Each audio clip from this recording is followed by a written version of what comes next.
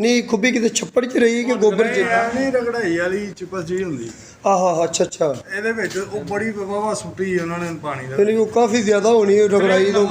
मलबा जरा ना पत्थर का जरा पीस उतर उतर के ਗਿੱਲਾ ਬੜੀ हाँ ਰਗੜਾਈ ਜਿਹੜੀ ਹੁੰਦੀ रगड़ाई वाली ਉਹਦੇ ਵਿੱਚ तू सारी जमा हुई होनी तू जाके 3-3 फुट 4-4 फुट थले चले गए सी ਆ 3 ਫੁੱਟ ਹੈਗੇ ते 12 घंटे खुबीरी किन्ने घंटे 3-4 ਘੰਟੇ ते फिर कड्डी किस तरह हैगी किसी चीज़ में ਰੇੜਾ ਨੇੜੇ ਨਾ ਪਾ ਕੇ ਨਾ धोन चो या लत्ता लुत्ता रस्सा ਮੋਰਗ पा ਪਾ ਕੇ ਮੋਰਗ ਨਹੀਂ ਨਵੀਂ ਪਈ हाँ ਇਹੀ ਰਸਾ ਹੀ ਤੇ ਨਾਲ ਜਿਹੜੇ ਮਾਰਨਾ ਪਿੱਛੇ ਤੇ ਘੋੜੀ ਨੇ ਕੋਈ ਹੋਰ ਲਾਇਆ ਤੇ ਉਹਨੂੰ ਕੱਢਿਆ ਪਾ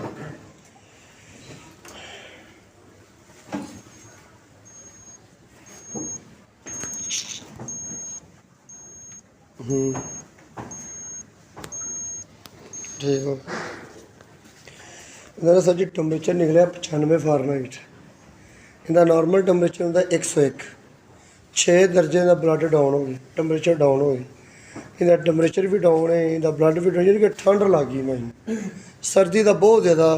सख्ती नाल हमला ना कोई मझ थोड़ी पहले भी माड़ी है ना हाँ जी।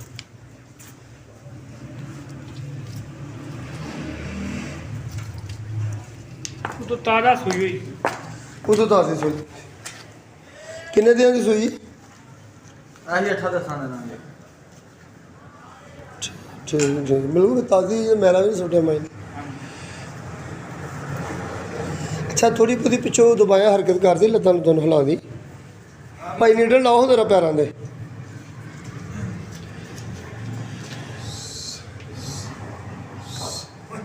सैर भी आपे बदल लेंगी ये आज तीसरा दिन है आज तीसरा दिन है ਅੱਜ ਤੀਸਰਾ ਦਿਨ तीसरा दिन है ਆਹ परसों काल चार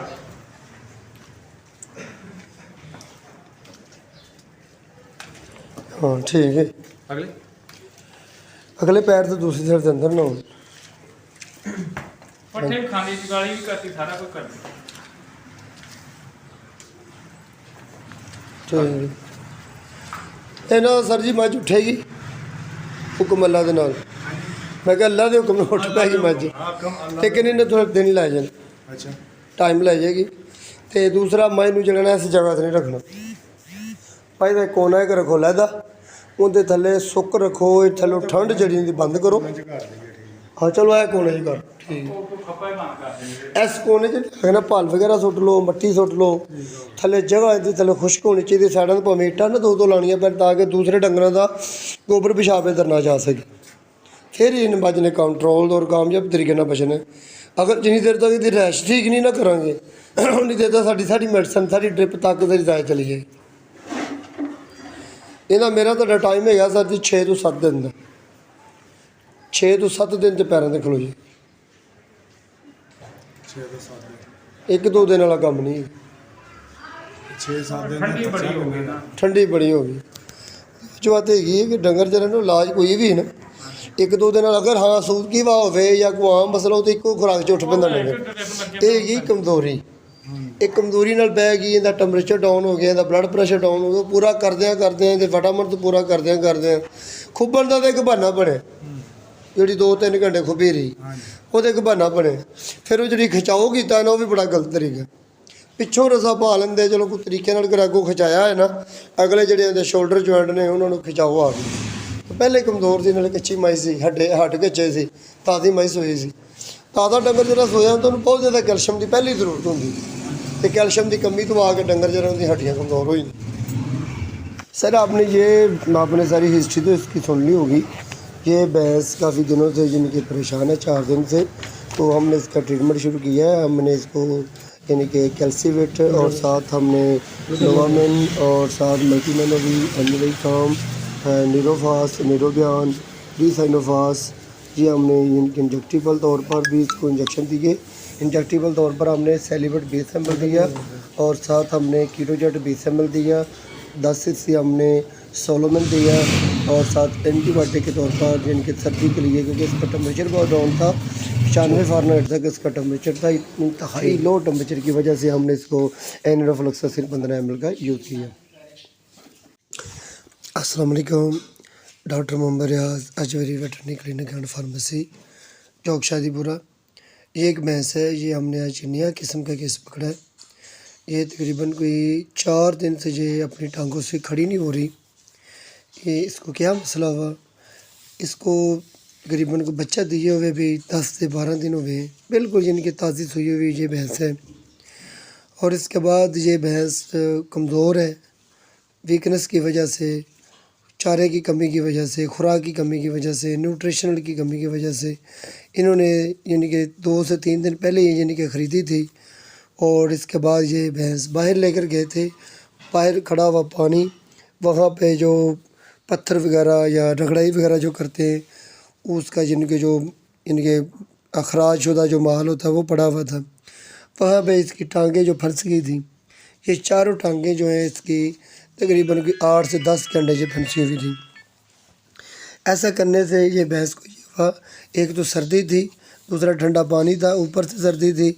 और साथ ही ये भैंस पहले ऑलरेडी कमज़ोर थी। और ये सबसे बड़ी वजूहत ये थी कि ये भैंस को बच्चा दिए हुए भी 10 दिन हुए हैं।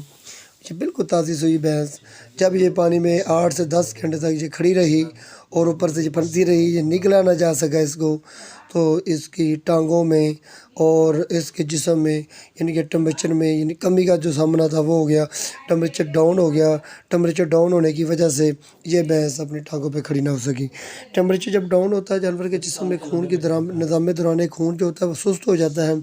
उसमें नरमी आ जाती है, उसमें अपना स्लो यानी कि जबकि ब्लड प्रेशर जब अपनी नॉर्मल हालत में चलता हो तो जानवर के जिस्म में पट्ठों में खिंचाव का मसला नहीं बनता। तो ये जब खिंचाव का मसला बना